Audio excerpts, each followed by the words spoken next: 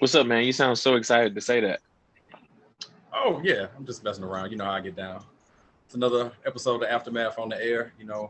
Always got the interesting guests, man. So today we're talking to an author by the name of Dan McCrory, man. This dude, interesting story, obviously, author, many different things he has going on. Why not talk to him and find out and get all into it?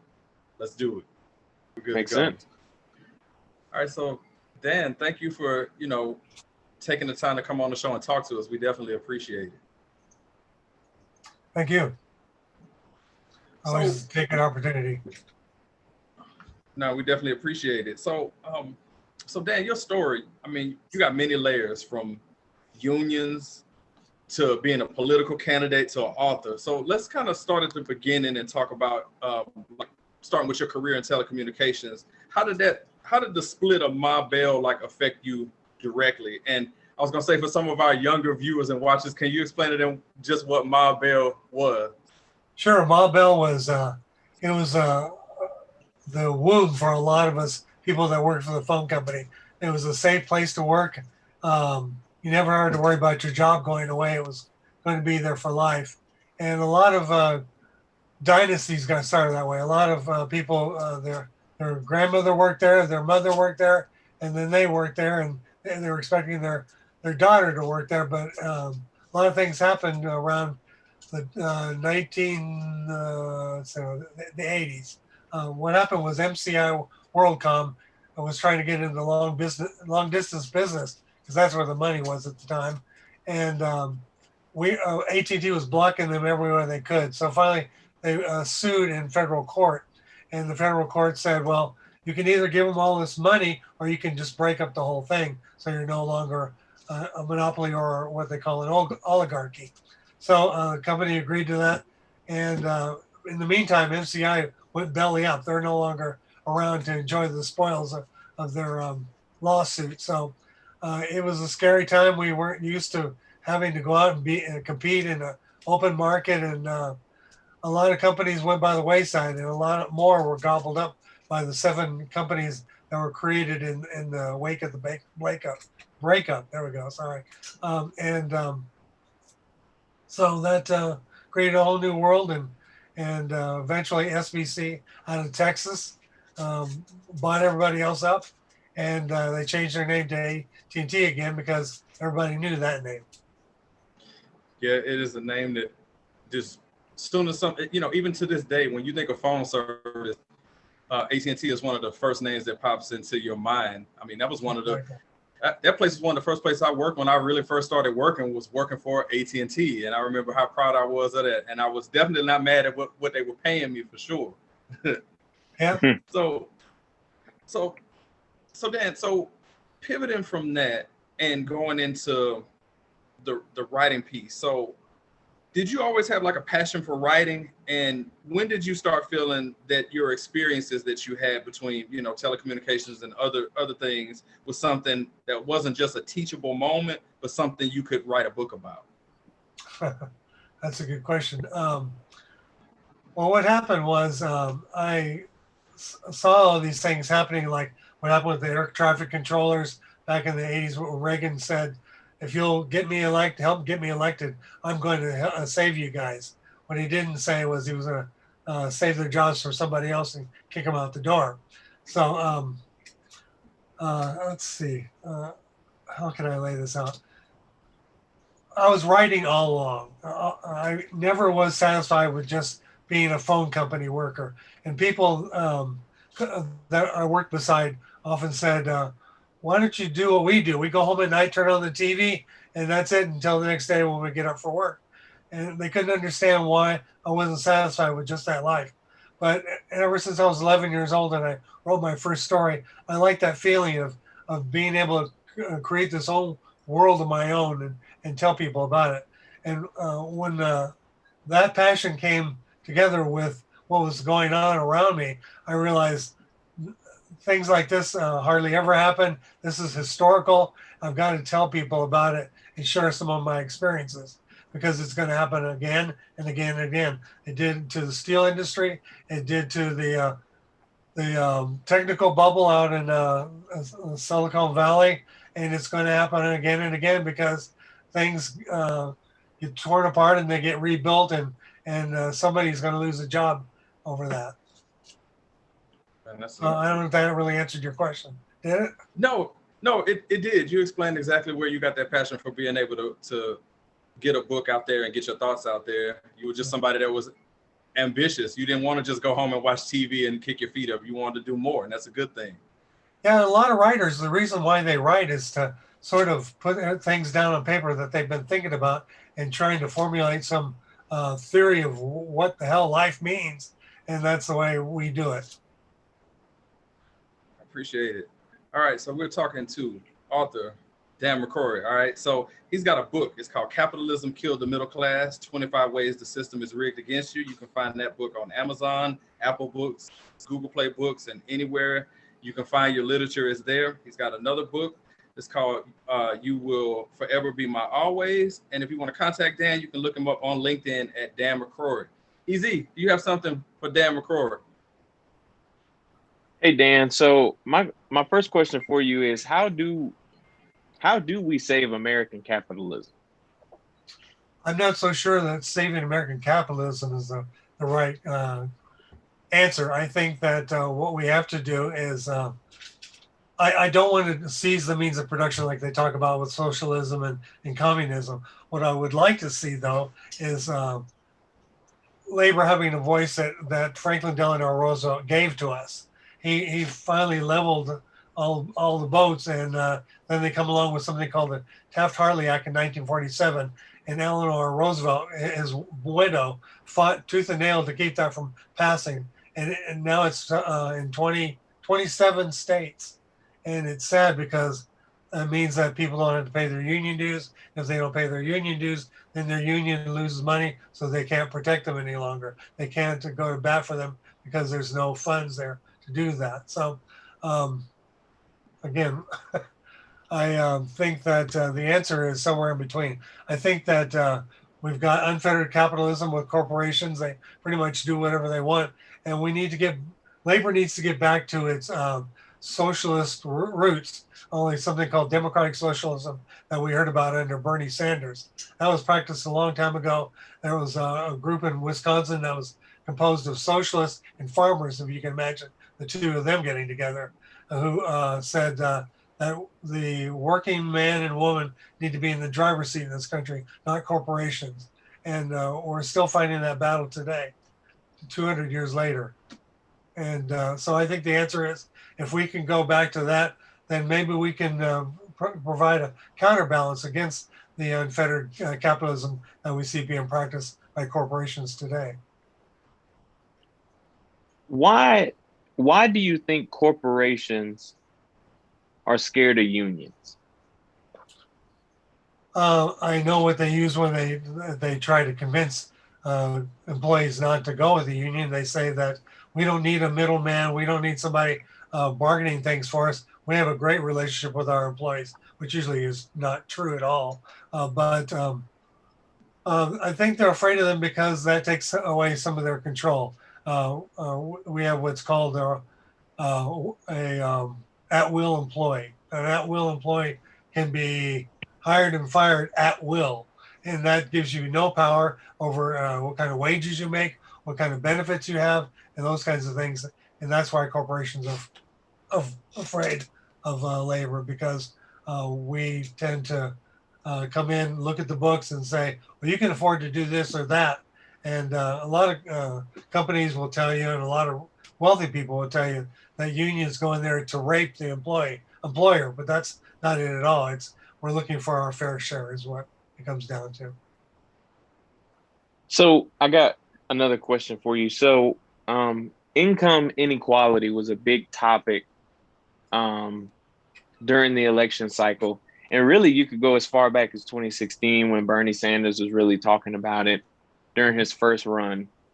I know he's brought some ideas to the table about how do we fix that, but I'm interested to know what your opinion is or your thoughts are on how do we fix income inequality in this country. Well, I've been talking to former CEOs and things like that about this question too, because what they see as income inequality is simply a matter of how much a CEO is worth when they come to a corporation. So they think that it's okay for them to negotiate, but not for the employees to negotiate their wages. So I think that what we're seeing is a balancing act that's got to come down more our direction. And that's why unions are so important. A lot of people thought, oh, we don't need unions anymore. They've outlived their purpose, because if you look at the workforce today, only about 10% of workers are represented by a union. But what that has done is has depleted our leverage at the bargaining table, or even for a lot of unions. What they've done is in an industry is they've created an industry norm, even for the folks that aren't in the union, because a person that's a corporation that doesn't want a union to come into their company will often pay the same wages and benefits to their employees just to keep out the union. So we actually do have a major impact on the industry at large. No, did I answer that question? Yeah. Okay. Yes. I tend to get carried away. No, it's okay. That's what these long forms are for you to get carried away and answer, as much as you want to on that one. So then I want to ask you a question when it comes to the book. So what are some of the biggest misconceptions people have about corporate America and the structure, that people who read the book and say, hey, I looked at this one way, I read your book, and now it's changed my view totally? There are two major things in there that I like to bring up. One's called Project 1033. In the war on drugs that was declared under Richard Nixon, he created this mandate by the Department of Defense to offer at bargain-based prices tools or weapons, I should say, to local law enforcement, and they really didn't limit what they could buy. For instance, our school district here in LA, the LA Unified School District, bought an MRAP, which is like a Humvee, but it's made to be able to withstand landmines. And they also bought 2 rocket grenade launchers, and they bought something like 40 AK-47s. What's the school district going to do with all this stuff? And so that's why you've seen this complete militarization of law enforcement throughout the country, because of that Project 1033.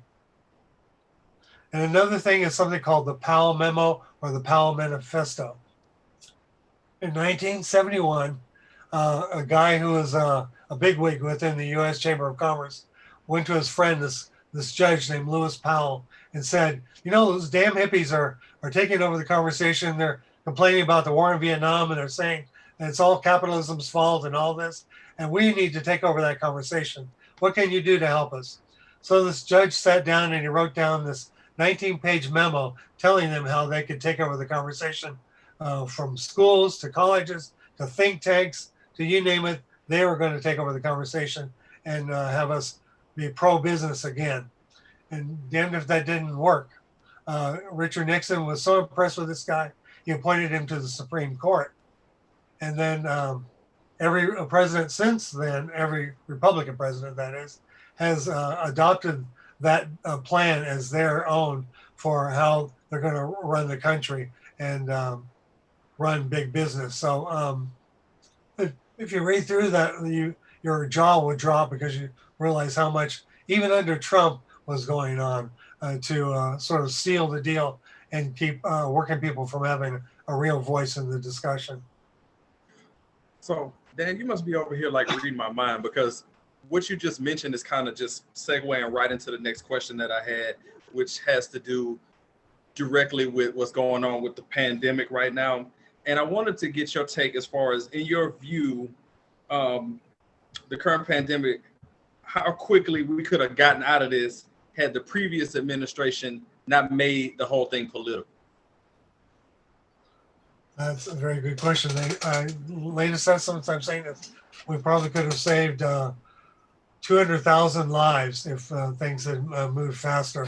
I was in Thailand at the time that I first found out about the pandemic, and I got the flu, and I was very scared. They took me to the hospital. They sequestered me. These doctors put on these hazmat suits. They came and tested me. They said they wouldn't have the results for 24 to 48 hours. And I was scared. And they came back an hour later and they said, "Oh, it's just a regular flu. You can go."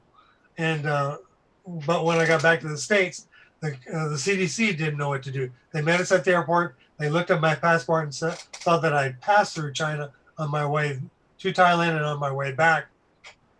So all they wanted to know was if I'd been to Wuhan.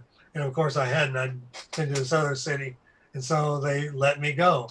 I could have very well been a walking time bomb. And all these ways that they thought that, I think he said that if you don't test, you don't get as many bad results, which is kind of a back-ass way of looking at things, if you ask me. But I think many lives could have been saved, and I think that we might consider legal action against him just for that. Man, Dan didn't hold back on that one. He didn't hold back at all, you know. And I appreciate the comment. Easy, what else do you have for Dan? That's a great question. So I guess, with the current administration, obviously he does, Joe Biden is not Bernie Sanders, and Bernie Sanders isn't Joe Biden. But how would you grade the way he's handled things so far during the first couple hundred days of his administration? I think he's doing better than I actually imagined he would. I'd give him a solid C.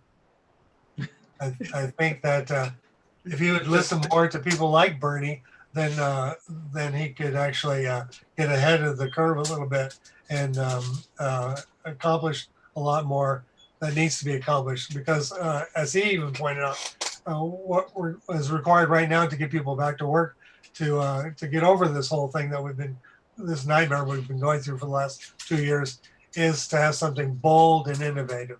And the ideas are there. I'm glad to see that the Democratic Party has adopted a lot of those ideas.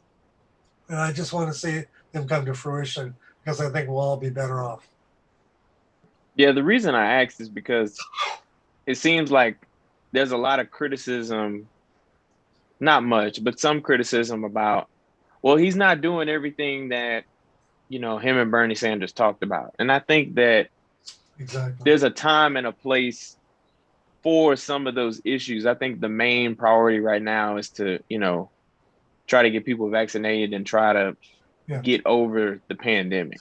But I don't think that he's essentially balled up the piece of paper and thrown it away. I just think that right now, some things he's not prioritizing as much as the pandemic. Right. I'm running for a position with the California Democratic Party. It's called the Progressive Caucus. I'm running for a vice chair position. And again and again, they criticize him for what he hasn't done as much as for what he has done. And I hope to bring some modicum of maturity and to that conversation, because I think you're right. You can't jump on the guy unless you give him a little more time to try to accomplish the things he's going to do. He's got to let go of Obamacare, because the premiums have gone out through the roof, and there are other ways to handle that situation. Something called Medicare for All that I'm looking forward to. I guess what he's saying is that he's willing to lower the age 5 years to qualify people for Medicare, but it's proven to be a popular system. It's an affordable system, and I think that that's the way to go. And I hope Joe eventually sees that. So my last question for you, you said you're a resident of LA. You live in California. Please tell our great viewers and people that have never been to California how great of a state California is, because I really try to hype up California every time I talk to somebody that has not been, and they don't truly understand the greatness of it until they visit. Thanks, I So appreciate that. I mean, go ahead. well, I had a friend that, I was hyping up LA specifically, and he was going out there for a trip, and he's like, I don't know if it's gonna be all that great as you're saying. And then he went, and he's like, man, it's beautiful out there, it's great, da da da. And I'm just like, tried to tell you, man, California is the place to be. Well, I don't know if I should make it sound too exciting because everybody will leave Georgia, especially after your new Voting Rights Act. I can't believe they passed that through. That's horrible. That's a real thing. Well, I think the big thing, with that is that the legislature, the state legislature here is still very much Republican by a wide majority. So the reason Georgia went the way it went, these last two elections is just strictly off of Atlanta. Exactly. Over half of the population of Georgia resides in the Atlanta metro area. So the state is still very much, me and 16, we joke all the time on our regular show, like the state of Georgia is still pretty much Mississippi or Alabama if you take away Atlanta. Like, there's still some red roots there. Yeah. It's funny you should, we're talking about LA. My next door neighbors before I moved to where I am now were five brothers, and they had a BET show called From Brothers to Brother. And they followed their career. And one of the things I learned about those kinds of shows, those reality shows, is everything's pumped up. All the conflicts are supposed to be pumped up so that it makes for good drama on television. And what happened was they pumped up their arguments so much that ended up breaking up the group and breaking up the family. So I'm not too crazy about that. But LA is wonderful because you can drive 1 hour, hit the desert, another hour, hit the beach, another hour, go skiing up in the mountains. So it's all here. And I walk down the street and I run into a celebrity probably once a month. So that's always kind of fun. A couple of them are my friends. A guy named Ed Asner, you probably hadn't heard of him. He did the voice of the old man in Up, the movie Up. Yeah, Easy, you might know him. He did. He was aired once on the Boondocks. If you wanted to. Oh, okay, gotcha. Yeah. And so it's not uncommon to run into people like that all the time, especially here where I live, which is called the San Fernando Valley. A lot of people go down to Hollywood to look for celebrities. You don't want to do the bus trip and all that down there. It's kind of silly. You come out to the valley, go to one of the delis in the area. Run into Justin Bateman and all sorts of people. So there you have it. It sounded like my kind of town already. And I hate to take the conversation where we're doing this, but we are going to have some more fun here in a second. But I really had this a couple of more here, Dan. And then, like I said, we got this question game that we play to get to know our guests a little bit more. But I wanted to ask you, so in your view, having seen a lot with that, what changes need to be made to make things more pro-employee and less in favor of the company? So one example I would like to use, and my brother would tell you, I talk about this all the time, is the 40-hour work week is ancient. Why hasn't that not been reevaluated? That was something that was created, I think, in the 20s. We're still doing that. Why? That would be definitely pro-employee. It was pretty much the 30s, but at the same time, people in France were going to 35 hours a week, and a lot of jobs are still that in France. But France is where we are. And they're going to like a 4-day work week, I believe, too. Yeah, but if they haven't already. Yeah, they're having their own sets of problems. They're victims of their own success, and very few people belong to the union movement anymore there. So they're seeing their leverage disappear too. My sequel to this book is going to be called Capitalism Kills, the Global Edition, where I compare France, Norway, Morocco, and Thailand, and how they treat their working classes. So there's some real eye openers there, believe me.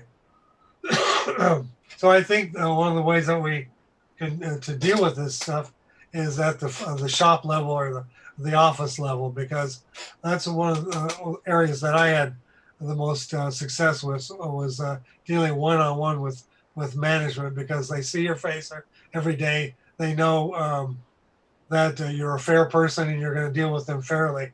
And if we can take it from there, we can move that right up the ladder to the CEO if you've got those kind of relationships going. Nice. Is that the answer? Yeah. Okay. Yeah. You got it.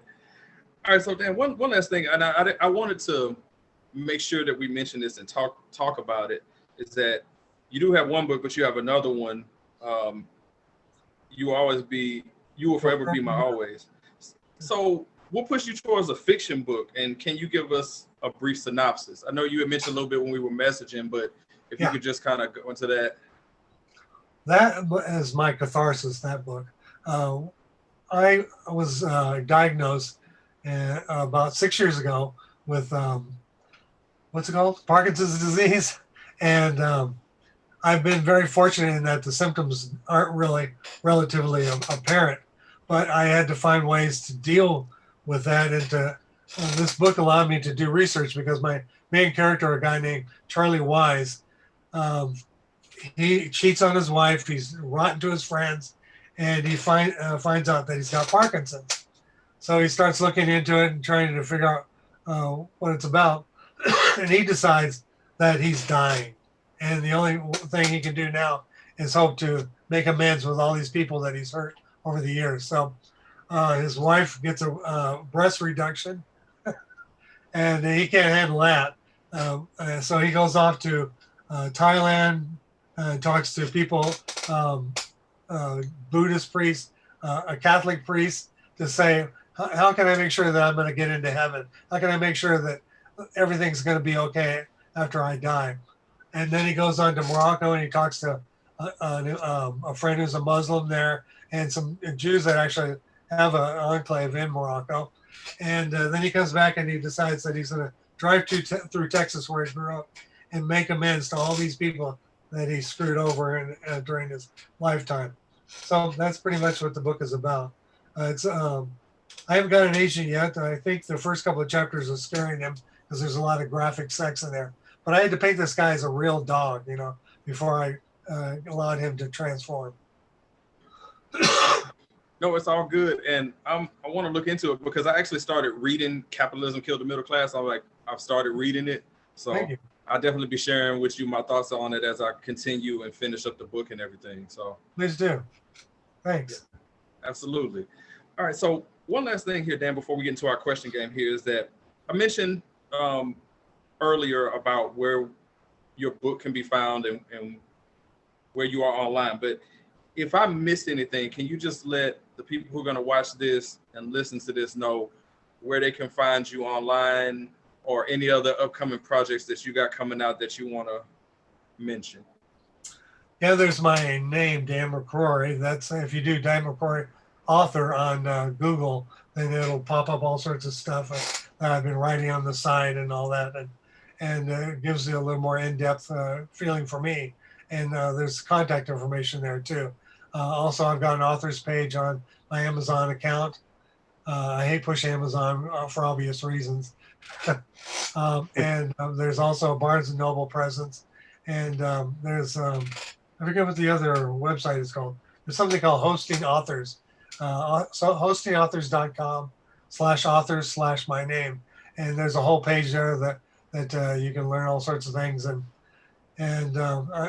I really want to get this book into the right hands, your generation and the generations following, so they can see what they're up against. That's the whole purpose of writing my first book, Capitalism Kills the Middle Class. So, because I think it has a message. In fact, I wrote it and I realized it was a memoir. And I mean, I don't know how relevant my memoir is. So I said, I just look at what's coming down the pike for you guys.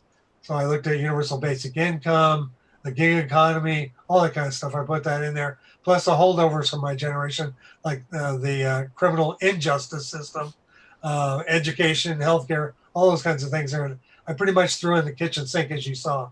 And one thing about that book is you can look through the table of contents and say, that chapter looks interesting, go right to that. You don't have to go through chapters 1 and 10 to get to 11. Nice. So, And you know what? It's funny. A lot of authors wouldn't say that. They're like, no, read the whole thing. Like, no, if you see something on there, go to it. yeah. Check it out.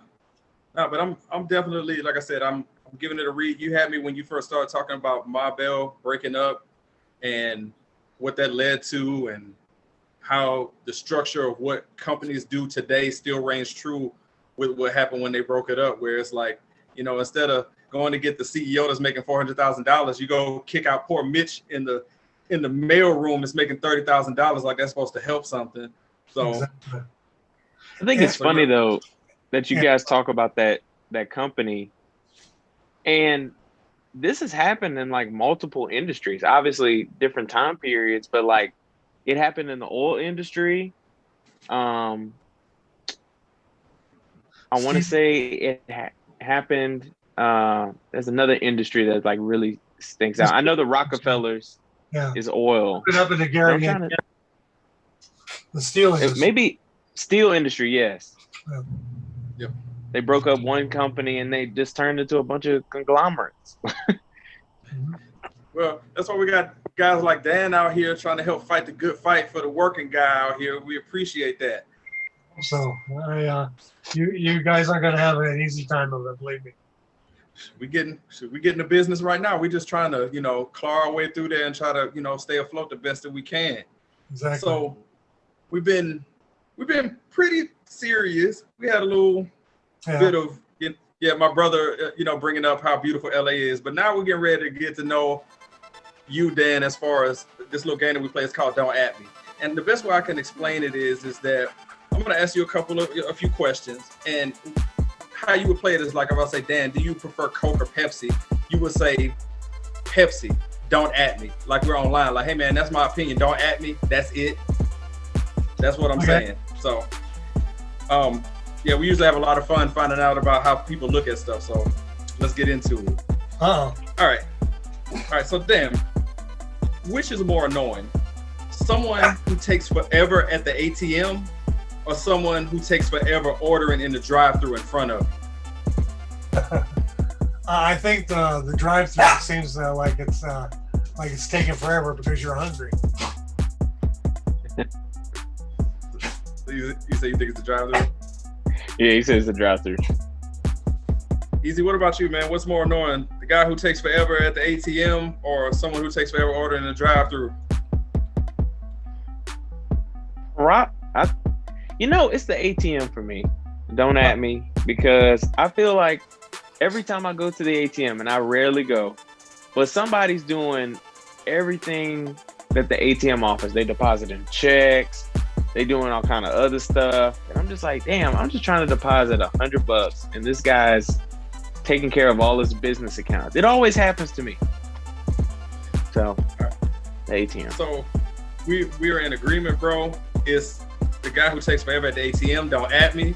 It just happened to me the other day. I was sitting there. There were two people at the drive up. I said, okay, decision time. Do I go with this guy? I was like, this one looks like he's done. I get behind him. 3 cars are going on the other lane, and this dude's still up here doing this. So I was having a conniption, because I can deal with the guy taking a long time to order in the drive-thru. I know the food is coming, but the ATM, I'm trying to hurry up with that. All right. So, yes. All right. So then here's the next one. When you're going out to a restaurant, you're going out to dinner, do you make reservations or do you just show up and wait? Good question. It depends on how big my party is. If there's a lot of people, you'll be screwed if you don't make a reservation. So I'd have to say that most of the time it's just my wife and me, so we'll do it on the fly. So don't at me. All right.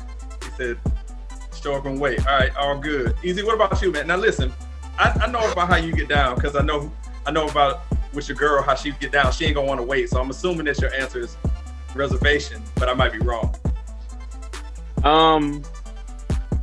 I wouldn't necessarily say reservation, but we will definitely call the restaurant and get a gauge on what the temperature is like. Hey, what's the wait? Oh, it's about X amount of time.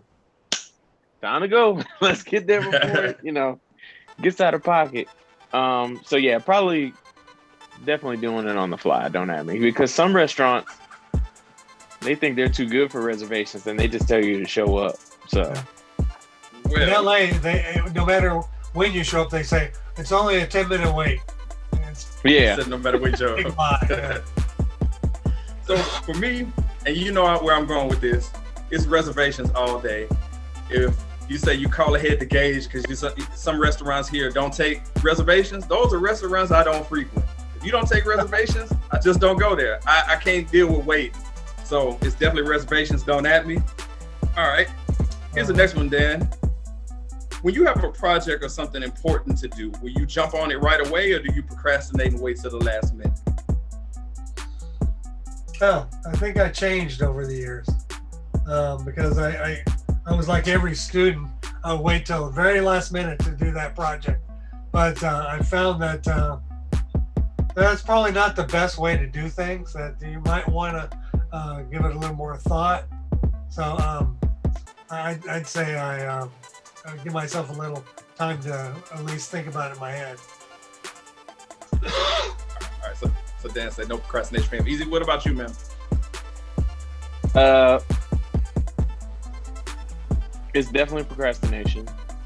Now, what I will tell you is throughout my experience in school, when I did work ahead on an assignment, it was very relieving to, be 2 days or 3 days out and, man, I'm so glad I did start on this 2 weeks ago because now I just got to do X, Y, Z and I'm done. But, what person doesn't procrastinate? So it is procrastination, but I'm not. Sit on that. All right, so let's see. For me, so I was that kid when I was in school and the teacher loads you up with homework for like spring break or for Christmas. I would do it that night. So if that's a Friday, while everybody's having fun, I'm doing the homework that night. So everybody's having a cram at the end because the vacation's over. I'm already done. I did it Friday night. I'm good. So I'm definitely trying to be ahead of it. So I would say jump on it right away. Don't add.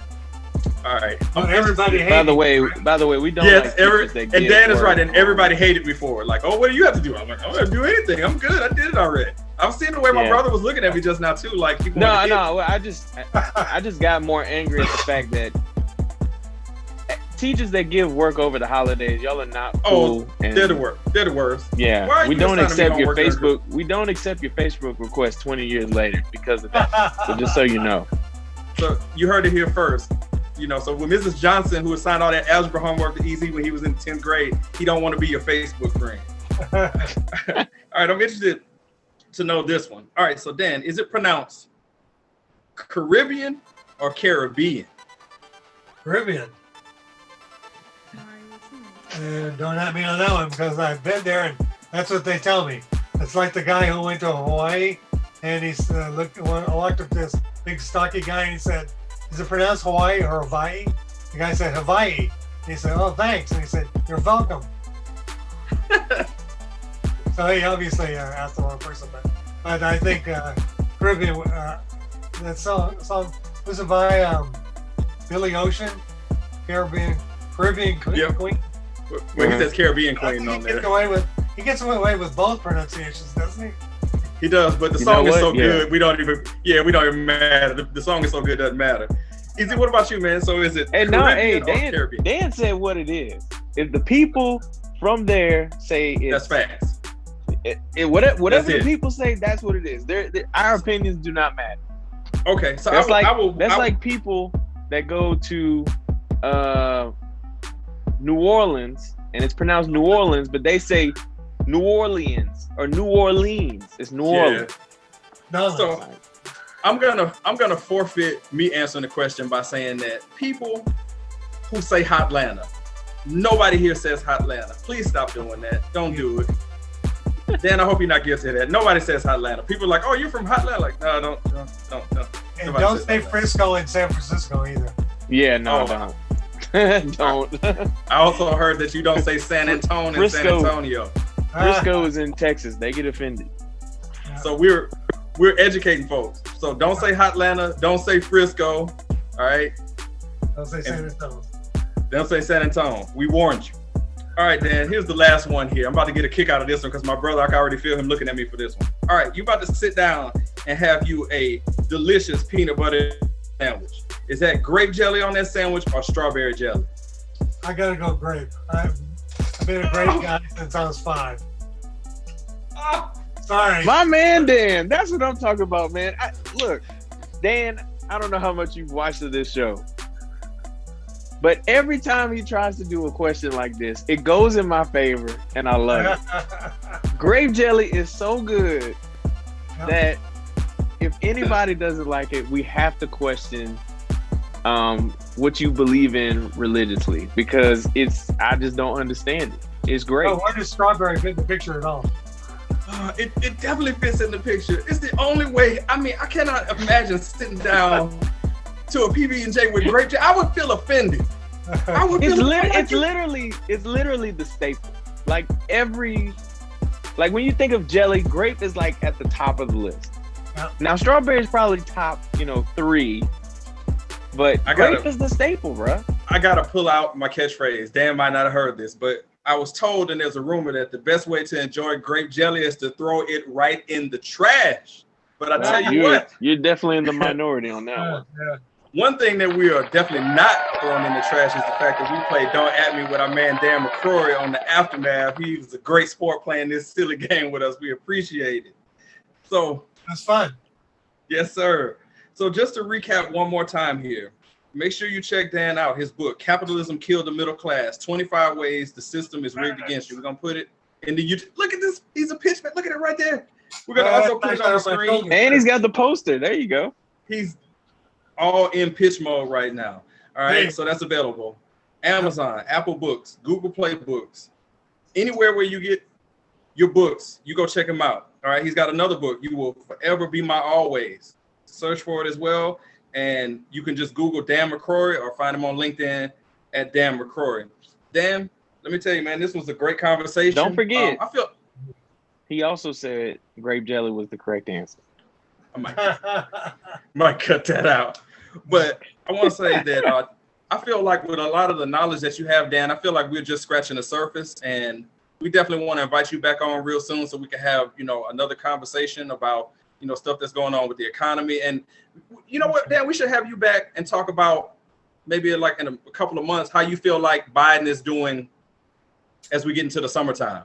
Excellent. Yeah, we got to let Zeus in on that one for sure. Yes, we'll get some other folks in. Well, Zeus and Zeno. Yeah, have a nice political conversation about that. Table, yeah. Once this COVID thing's over, come on out to LA. Hey, look, man. Atlanta got direct flights. It's a 6-hour flight, bro. I'm down, man. That's two movies. I'm ready. Yeah, they had Fat Burger out here and they took it away. I want Fat Burger back. So I'm down. Oh, I can't believe that. No, man. Look, man. Forget that. You gotta go there for In-N-Out. You gotta go there for Roscoe's. And I'm just sounding like a basic tourist, I know, but like Roscoe's is good, but In-N-Out, I prefer a Fat Burger. So I'm with you on that. Oh, well. Yes, sir. Fat Burger with some of them fat fries. Oh, you making me hungry, Dan. You gotta get a Fat Burger easy. But exactly. Like I said, again, Dan, this was a pleasure, speaking to you, getting to know you, and we want to keep in contact and have you back on the show real soon. Looking forward to it. You guys appreciate it. Knowledgeable and funny. Appreciate it, man. And you're great as well. So check them out. Check him out, Dan McCrory. All right, Google him. He's out there. Thanks for the time, Dan. We appreciate you, man. Take care, gentlemen. Thanks. Later, Dan. All right. Easy, man. Another Aftermath in the books. That was a great interview, man. Obviously we know the highlight of this one. So I'm not even gonna, ruin your excitement. No, it's all good. That's the beauty of Don't At Me. It says what it said. He says it's great. It's great. But we all know it's strawberry. But it's all good. But this is another great interview, Easy. Feeling good, man? How you feeling? Oh no, it was a great interview, man. Dan's a really interesting guy, man, very knowledgeable. He might just become our local historian, man. He was throwing out dates out there and, I'm with it. Bills and things like that. So and he made it interesting. And That's the part that you just can't put a price on, because some other people could deliver that information, but they can't deliver it with the humor and the wit that Dan has. So we definitely appreciate Dan McCrory for coming on. We'll have all information in the podcast description. So Easy, we're good here, man. Another aftermath in the books. About to ride off into the sunset. Anything else you want to get off your chest before we roll up out of here, man? Grape, strawberry. So we appreciate y'all checking out the aftermath and supporting the radio show and everything that we're doing. And with that, we're gonna wave to the camera, tell y'all thank you, and just stay tuned for more, man. And check out Dan McCrory. Google him, check out the books. He's doing good stuff. Catch y'all later.